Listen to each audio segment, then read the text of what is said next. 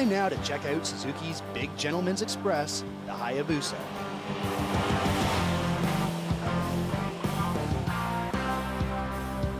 The Busa first took flight last year and turned a few heads with its unique bodywork design, said to be inspired by a Japanese falcon. At the heart of this high-flying beauty is a fuel-injected 1300cc inline-4 nestled between the biggest frame spars I've ever seen on a motorcycle.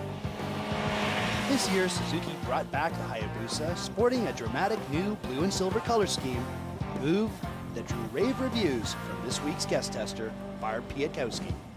Well, it's been a pretty decent day of riding monster sport bikes, Barb. Thanks for joining us. Thank you. What are your first impressions on the Hayabusa?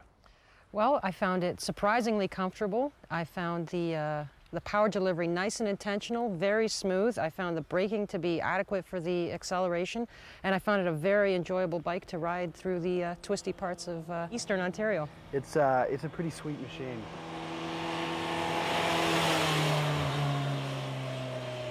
What did you think of the fuel injection on this? I found it almost seamless. I'll have to say almost because in super slow situations, traffic jam situations when I had it earlier, I felt just a little, ever so little hesitation when I was applying the throttle, but beyond super slow situations, I found it to be just a seamless delivery of power, so I found the fuel injection worked really well on it. The flip side to that, though, is there's a really good power delivery regardless of where you are in the power band. Bottom end, mid-range, top end, you found all the same things I found too? it to be just like pulled like a freight train right from idle.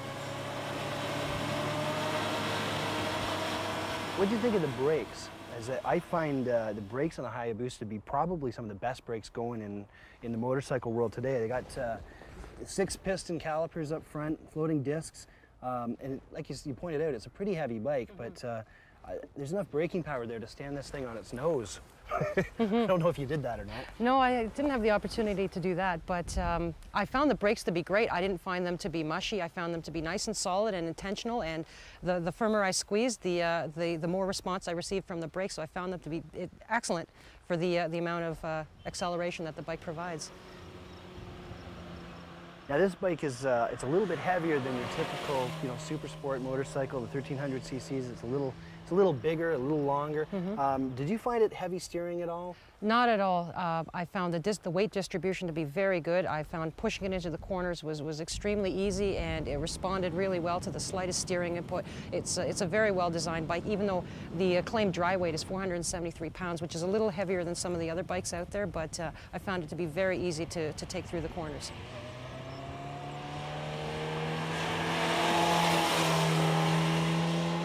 You were saying that you found it particularly comfortable too.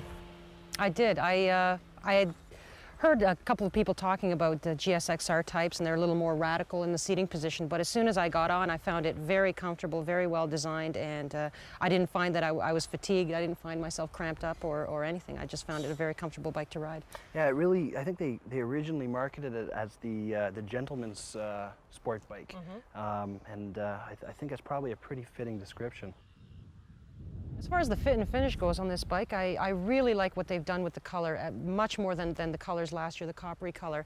I like the characters up front. It's subtle enough, yet it's just tarted up enough so that it's an eye-catching motorcycle, but it's not overdone. It doesn't look like a snowboarder's kind of possession.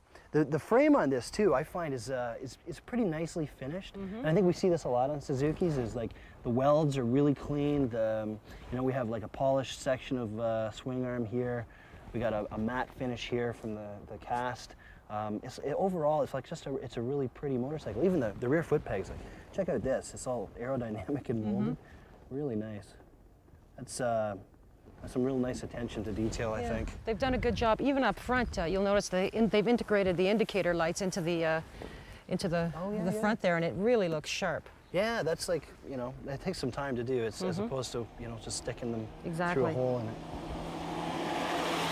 So who do you think should buy a motorcycle like this? Well, I'll tell you who shouldn't buy it. Okay. I don't think it's for a novice rider. I think that whoever buys this motorcycle should be experienced so that handling and operating a motorcycle is not a concern, so that they can just enjoy the motorcycle, enjoy the power that it delivers, and someone that's used to a little bit of a heavier motorcycle. Somebody with a skilled hand on the throttle should look at this. Also, the seat height is about 31.7 inches, so it's for, I think, a larger person. I'm 5'9", and it fits me really well. I think somebody a little taller would be nice and comfortable on this motorcycle as well. I'm 6'1", and like I said earlier, it's one of my favorite bikes. It really fits well. Power delivery is great.